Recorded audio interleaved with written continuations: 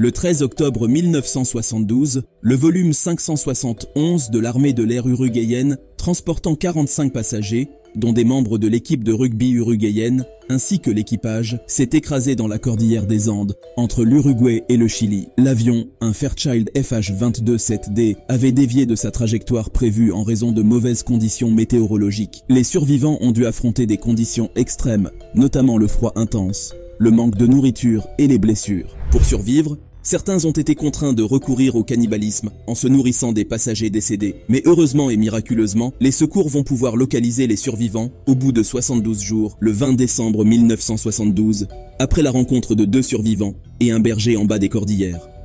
16 personnes ont survécu à cette tragédie et leur résilience dans des circonstances aussi difficiles a été surnommée le miracle des Andes. De cette histoire sensationnelle, nous allons parler dans cette vidéo.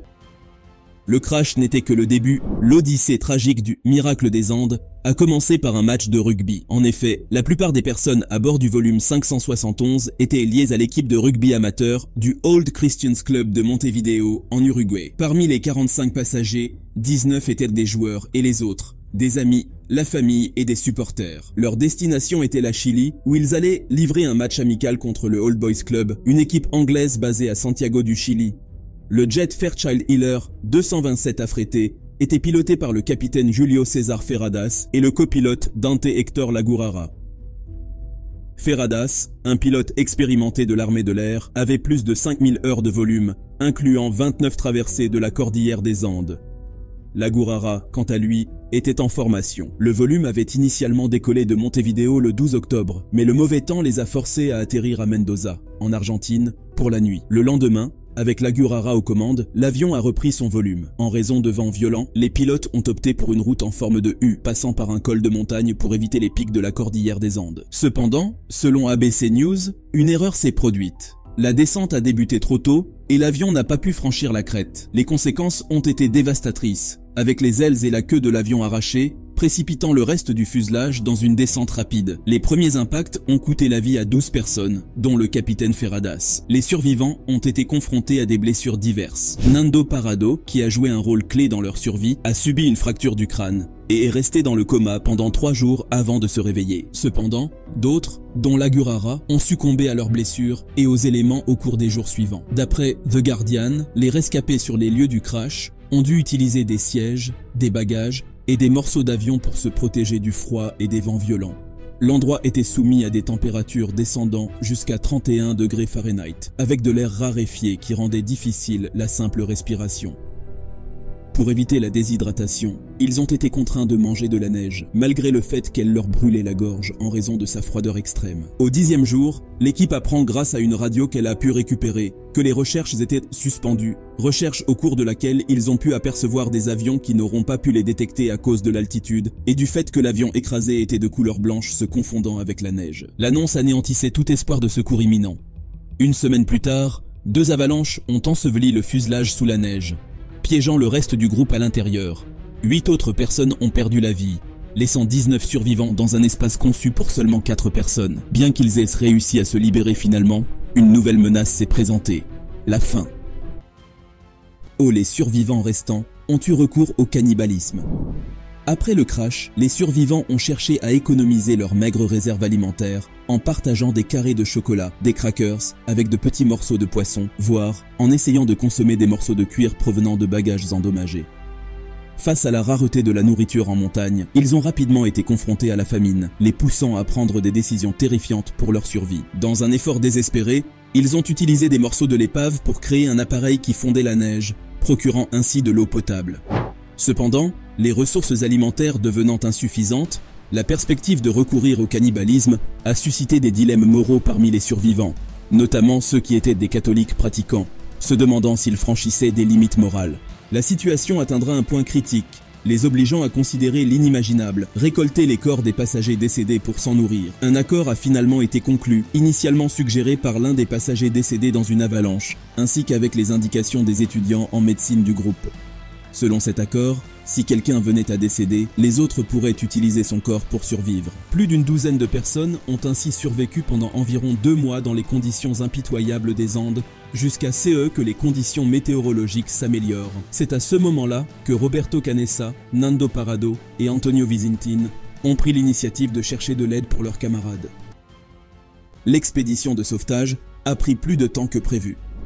Les premières tentatives pour explorer les environs de l'épave du volume 571 se sont avérées infructueuses en raison des conditions difficiles, notamment l'altitude élevée, le froid extrême et le risque de cécité. Afin de préparer une expédition de sauvetage sérieuse, le trio formé de Canessa, Parrado et Vizintin a entrepris un entraînement intensif pour traverser le paysage enneigé, recevant des rations supplémentaires de nourriture pour renforcer leurs forces. Parrado a décrit ce périple comme une expédition kamikaze, sachant qu'une fois qu'ils quitteraient le fuselage, il n'y aurait pas de retour en arrière. Leur exploration a commencé par la découverte de la queue de l'avion, où ils ont trouvé des valises contenant de petites quantités de nourriture, des vêtements chauds et des piles. Malheureusement, leurs tentatives pour utiliser les piles afin de faire fonctionner la radio du fuselage et appeler à l'aide ont échoué, les obligeant à réaliser qu'ils devaient trouver eux-mêmes un moyen de s'en sortir. Le 12 décembre, soit le 61e jour après le crash, les 3 hommes ont entrepris ce qu'ils pensaient être un court périple d'environ 5 km au-dessus du sommet de la montagne et dans les vallées du Chili, en suivant les indications du défunt copilote Lagurara. Cependant, l'expédition s'est avérée beaucoup plus difficile que prévu,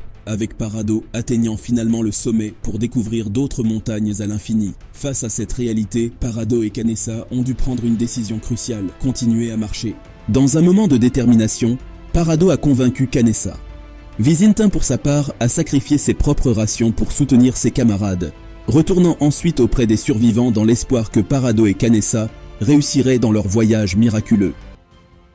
L'aide est finalement arrivée le 72e jour. D'après The Guardian, Parrado et Canessa ont marché pendant plus de 37 miles, soit plus de 60 km en 10 jours, repérant finalement des signes de vie, tels que des traces de bétail et une boîte de soupe rouillée, alors qu'ils progressaient à travers le Chili. Leur périple les a conduits jusqu'à une rivière où ils ont aperçu 3 hommes de l'autre côté. Incapables de traverser, ils ont attaché des notes à un rocher pour expliquer l'accident. Ces hommes ont généreusement offert des morceaux de pain à Parrado et Canessa, puis se sont rendus au poste de police le plus proche, à 10 heures de route à dos de mule. Peu de temps après, des hélicoptères de secours sont arrivés à Los Maitenes, un village proche de la rivière. Armé de cartes, Parrado a tracé un itinéraire jusqu'au site du crash, laissant les sauveteurs ébahis par la distance qu'ils avaient parcourue. Malgré l'épuisement de son périple, il a pris place dans un hélicoptère et a guidé les secouristes jusqu'aux survivants piégés. 2 voyages ont été nécessaires pour transporter tout le monde depuis la montagne, obligeant certains à passer une nuit supplémentaire avec les secouristes sur le site. Une fois à l'hôpital de San Fernando, au Chili, Parrado a refusé d'être transporté sur les derniers mètres jusqu'au refuge tant espéré. Il a déclaré avec détermination « J'ai traversé les Andes à pied. Je ne vais pas entrer dans cet hôpital sur un brancard ». Cet acte symbolique a souligné la force et la résilience exceptionnelle dont Parrado et les autres survivants ont fait preuve tout au long de cette incroyable épreuve.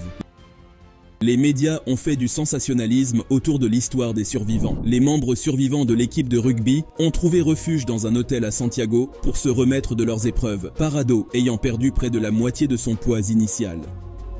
Comme on pouvait s'y attendre, leur incroyable histoire les avait fait devenir célébrités, attirant l'attention des médias du monde entier. Pendant 6 mois, ils ont été constamment entourés de journalistes. The Evening Standard rapporte que les corps des 29 victimes du crash sont restés sur le site de l'épave et un mémorial a été instauré honorant leur mémoire. Bien que l'Église catholique ait absous le groupe de tout péché lié au cannibalisme, les médias ont parfois présenté des récits sensationnels sur l'accident, propageant même une rumeur selon laquelle l'équipe aurait inventé l'épisode de l'avalanche. L'auteur Pierce Paul Reed a contribué à rétablir la vérité avec son livre Alive, The Story of the Endless Survivors. L'histoire extraordinaire a continué à inspirer différentes œuvres, notamment le film Society of the Snow, réalisé par Juan Antonio Bayona. Le miracle des Andes demeure une histoire fascinante de détermination et de courage, particulièrement significative pour ceux qui l'ont vécu. Parrado a exprimé son amour pour la vie en soulignant chaque souffle comme un miracle, ajoutant qu'il ne devrait pas être là pour en parler. Cette histoire demeurera une saga extraordinaire qui va continuer de toucher et d'inspirer ceux qui la découvrent. C'est sur cette note que nous arrivons au terme de cette vidéo que j'aimerais vous inviter à liker. N'hésitez pas à laisser un commentaire pour exprimer vos impressions. Aussi, n'oubliez pas de vous abonner.